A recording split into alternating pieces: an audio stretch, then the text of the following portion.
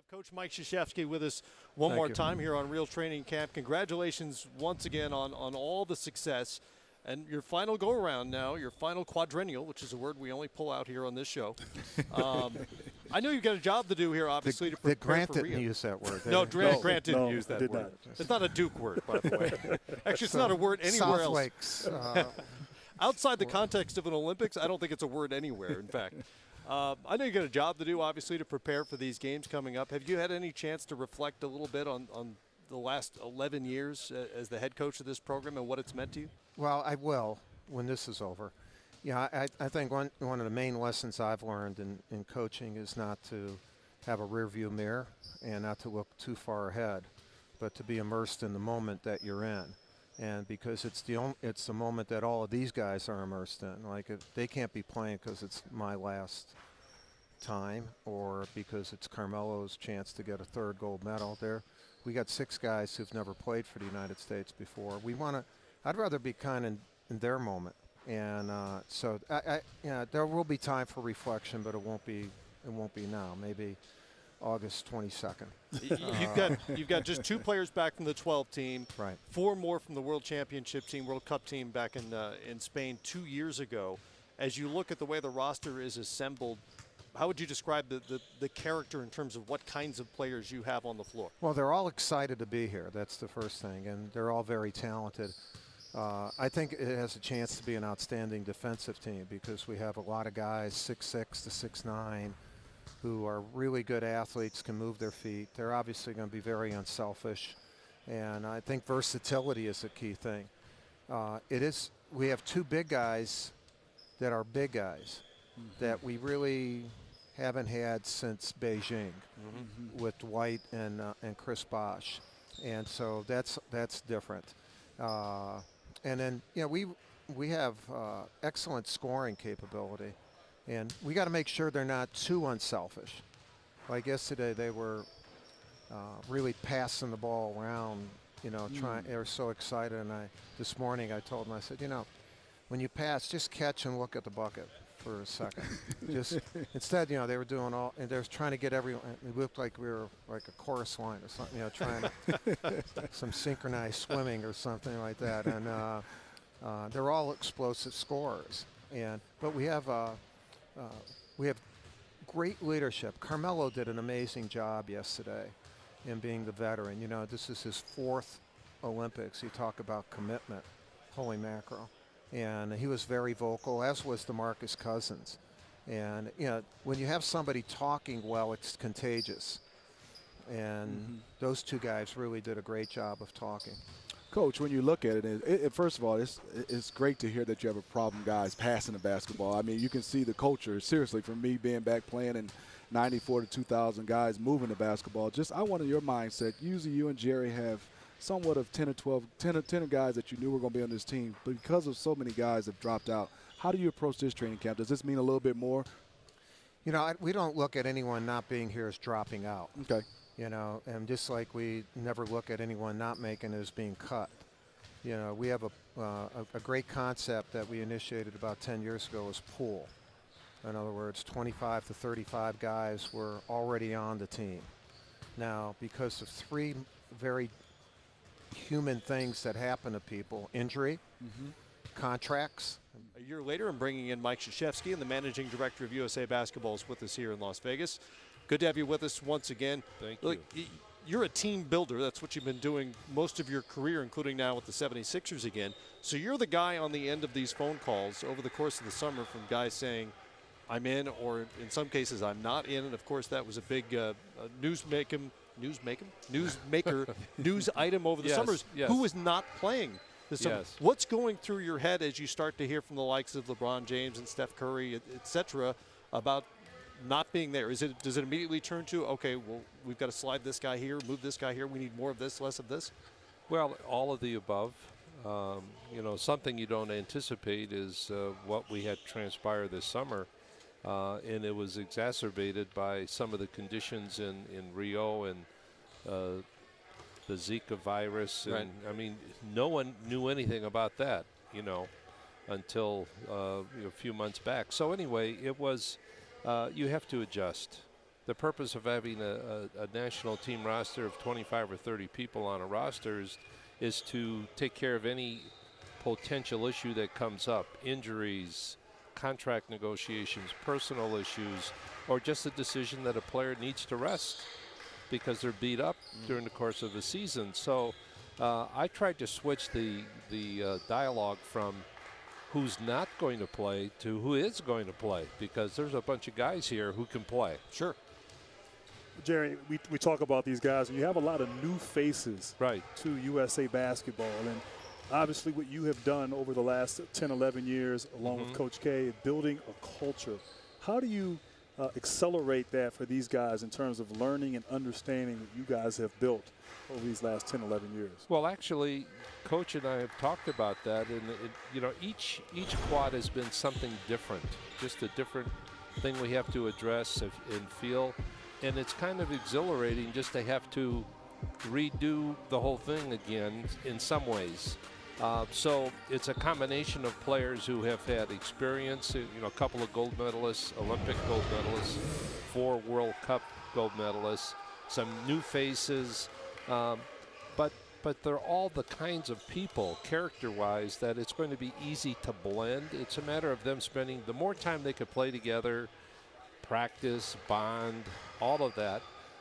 We're going to be fine. We're going to be ready, and I anticipate that this is going to be a terrific team. I really believe that. And it's not about comparisons, about who could have been, what might have been. That's yesterday's news. We're concentrating on the guys who have committed themselves. They're here to represent their country. They're excited about it, and we're excited to have them. Jerry, to just what Grant said about the culture you built, I would love for you to talk about a guy who I think has given such a commitment, Carmelo Anthony. Absolutely. To each quad coming back, and how important it is and how special it is to have a guy like that that can lead some of these new faces. You know, ironically, he was the first player that I visited with back in 05.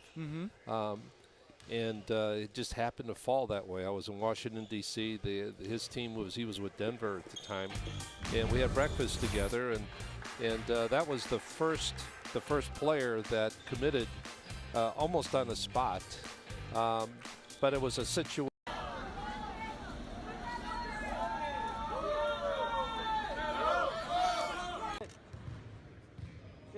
Great. Hold it.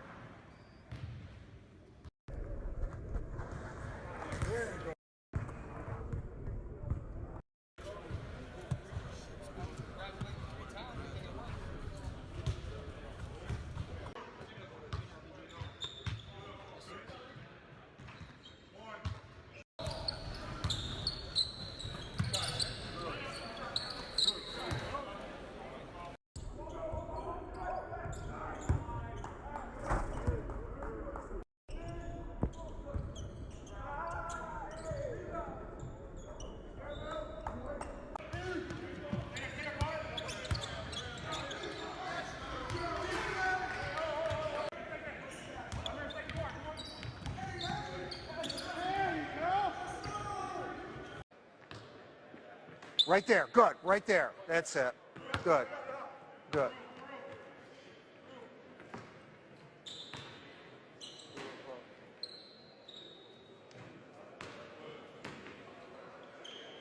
Good. Good. That's it. Punch again. Punch.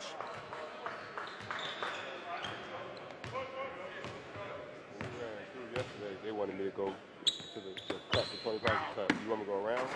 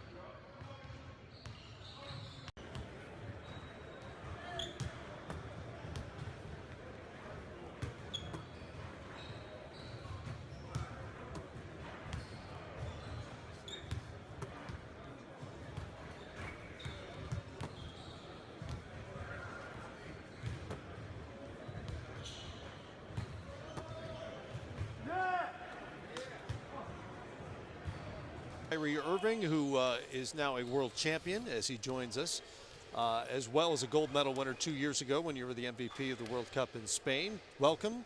Thanks for stopping by. Thanks for having me, guys. I don't know if you're aware of this. It was 1 month ago today. You guys won Game 7 at Oracle Arena in Oakland, and you hit the biggest shot of your life.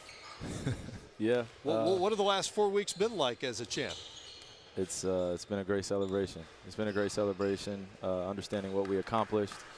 It was the hardest thing I've ever had to do in my life, but I didn't want to take that moment for granted. Seeing my dad and my sister after we won, and then you know, having a few weeks just to decompress and just enjoy myself. But now I'm back out here, and this is almost, I would say it's a little step below than winning a championship for me, because this is just an exciting time to be with these guys. Every single day, I was telling Paul George as we watched them, before we came here, I just got done watching your highlights.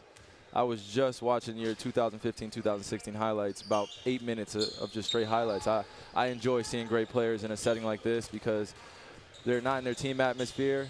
They're away from their norm, and they get to come with guys like us and just really just open up. And we get a chance to get to know one another. This will be your first shot at an Olympic gold medal, but you've been through the senior national team experience before. What kinds of things do you learn about teammates that you've only faced before? Well, one thing I really enjoy about USA Basketball is the particular part with the select team. I started there. It was myself, Clay, and a few other guys that now are on the Olympic team 4 years later. And that friendship and that bond of us going to the World Championship and us taking our time and putting in the hours for USA Basketball and now being able to chance to go for a gold for Olympics is a dream come true. Well, Kyrie, I just want to talk about, we were saying it before you came here, if you look at your age and resume from 24 and so much you've accomplished and some adversity when injuries, and then talk about you have a chance to win an Olympic gold medal and also have an NBA championship within months. Just talk about and reflect everything you've gone through, and like you said, this time to be able to be the leader, be the point guard of this team, and that responsibility at a young age and just being 24 years old. I feel like my dad has prepared me for these moments. I try to live and enjoy every single moment, never take it for granted, understanding that it's a process to be where you want to be, seeing players that have come before me, reaching out to guys, understanding relationships and connections that will propel me to be the best player I can be. So I'm really thankful for that. I've had a tremendous opportunity to go to a great university that Coach K is the head coach of the Olympic team, that connection there, and just I'm trying to put into words what it really means because I didn't really expect it to happen this quick, a lot of the things that have been happening. So, like I said before, I just want to live in every moment and never take it for granted. Kyrie, obviously in 2014 you played the World Cup. You guys won a gold medal. How did that experience, you feel, help you prepare? Because we know the international game's a little bit different than our NBA game. But how did that experience prepare you now as you're coming in as a veteran of international basketball? Well, it's prepared me a great deal. Understanding the process of being together for a certain amount of days. And I don't know if you guys feel the same way about this, but there's nothing more beautiful than seeing a bunch of great stars come together and we flourish in a tournament against other countries. It's nothing more beautiful for me than that. The ball movement, the game film, and when we go to our respective teams, I don't forget that type of stuff. It's just such an awesome experience, and I just love beautiful basketball with great players. This is the cream of the crop right here, USA Basketball, and we just have to prove it every single night. Is there a teammate, particularly maybe a new teammate, you're most looking forward to getting to know as a player and playing alongside? Kevin Durant. Yeah. I've been a fan of his since I was since he's come into the league, and even when he was in high school. Yeah, no, yeah. But it feels like I've been watching for a while. I mean, he's accomplished so much. So I'm just a huge fan of his, and watching how maniacal he is about his work, his footwork, his jump shot. I'm telling him every time he shoots the basketball how pretty his jump shot is. It's just I don't get to see it live all the time. So when I do, and I get to see him in this setting, I mean, it's awesome. I don't feel like I need to tell you continued success, but continued success nonetheless. Thanks, congratulations on the World Championship once again, and good luck over the next couple of weeks. Kyrie Irving with us here. I mean, what's the feel? Obviously, this is the first time for you as well. Man, it's a great feel. You know, just being around this group of guys, you know, it's funny playing with each other because you can tell everybody's like, you're open and you make that extra pass, and he's open and he make that extra pass, and everybody just want to fit in. And that's something that, you know, it'll take a little minute to get used to. Nobody wants to be the guy to mess up. Right. And we'll get over that and we'll just play basketball. But it's a great group of guys to be around, play with.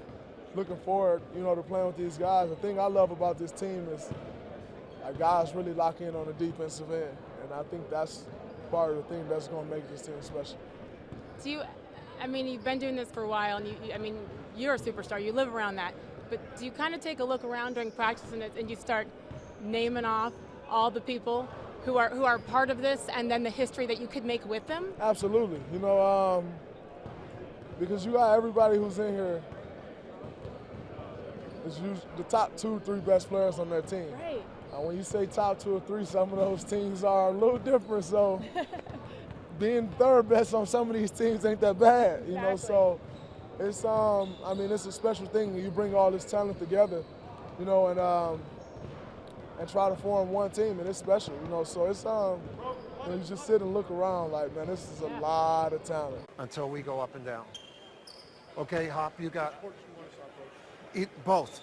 Okay. One team there, one team here. 20 minutes on the clock, running. 25. 25. Yeah, we got, yeah. In the 2012 Olympics, Greg Popovich is running the select team. Of course, the next senior men's national team head coach for the next quadrennial. There's that word again. As they got ahead of the transition period, and he'll have players, and I'm just going to name a few. There are a bunch of select players here, but guys like Justice Winslow and D'Angelo Russell, Julius Randle, Jabari Parker, Jahlil Okafor, Emmanuel Mudiay, Stanley Johnson, Brandon Ingram, Chris Dunn, Kentavious Caldwell-Pope, Devin Booker, I think I mentioned. Those guys were all in the gym. Aaron Gordon. So many other good young players.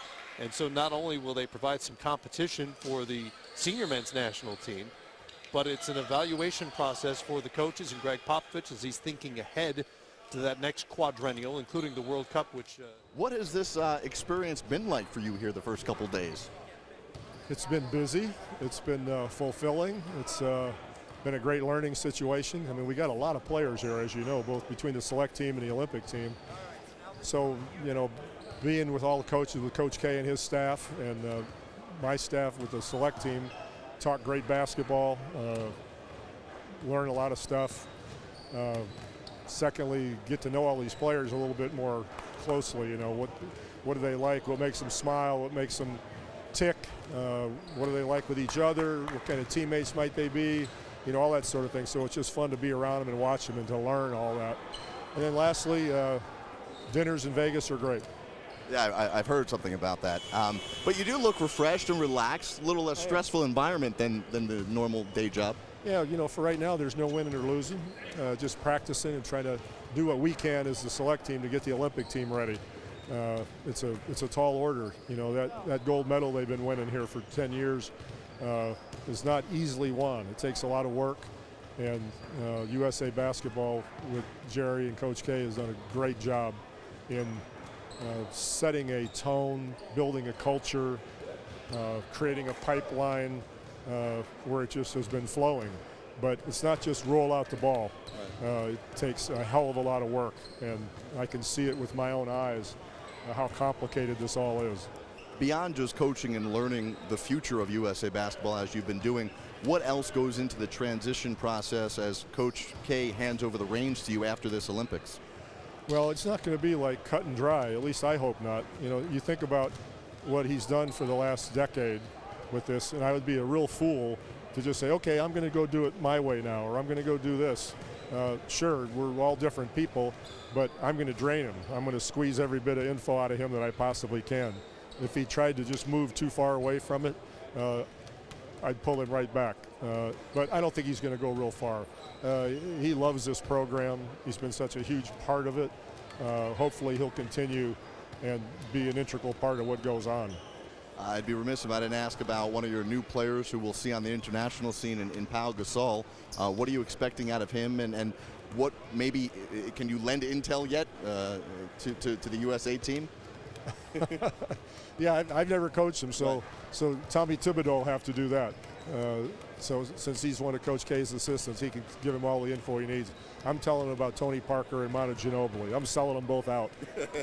Well, you did a great job a couple days ago with Tim Duncan. He'll have his day coming up here in a few days. Do you expect him to get emotional? What do you think we'll see from him? That's a great question. Timmy doesn't do that very often. He'll feel it. He'll feel it. It'll be very interesting to see how emotional he does get. It's a lonely feeling without him, though, I'll tell you. You know, when you've been with somebody 20 years, first of all, that sounds ridiculous. I can't imagine that really happened. But we know what time does for us. But at this point, I just got to get used to not having him around as part of the culture and his professionalism, his humor. The days that he was totally tired of me and wished that he was playing someplace else for sure. I'll miss all of that. I really will. Do you think there's any chance you'll ever be able to get him to come back and speak to your teams or use some of that wisdom he had with being with you for so many years? You know, I think in some way, shape, or form he'll be around. I'm not sure how much he's going to want to do that, but it's an open door. He can do whatever he wants. And anything he says to the team will always be on a personal basis. There's not going to be any room and any podium or any speech, you know, anything like that. He'll just do it his own way by walking around and touching people. Well, Coach, I must say this worked out quite differently than the last time we spoke, so I want to thank you. But that was at the end of a quarter, wasn't it? No, that was the first day of training camp. Same thing. Yeah, exactly. Coach Pop, best of luck this week. You too. Let's go to dinner sometime. Okay, we will. Do you drink wine? You know, whatever you're buying. Okay, because if you don't drink wine, you're not invited. I'll be there tonight. See you.